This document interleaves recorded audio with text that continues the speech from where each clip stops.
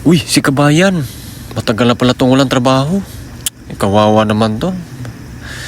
Ang pamilya nito nag-aantay na. Hindi na nakapagpadala ng pira doon sa Pinas. Matagal na itong naliop eh. Kawawa, mabait pa naman sana to si Kabayan. Kasi tinilaan kasi yung machine doon. Kaya tinanggal sa trabaho. Ba't kasi dinilaan niya yung machine?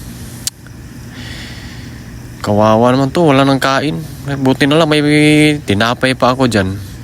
At saka margarin. Kawawa, walang kain eh. Tinawag, wala nang gupit yung buhok. Gutom na gutom si Kabayan eh. May juice dyan, Kabayan. Tira ko pa yan yung nakaraang linggo. Di pa ata panis yan. Kain ka lang dyan, Kabayan. Kawawa naman tong batang to. Ang pamilya nito nag-alala ng pamilya nito. Hindi na nakapagpadala ng pera doon sa Pinas. Kawawa naman to sa Kabayan talaga. Galing pa pala siya doon sa labas.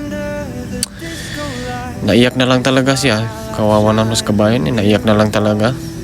Hindi na niya alam kung anong gagawin niya sa buhay. Sana matulungan natin si Kabayan. Kawawa eh. A few moments later.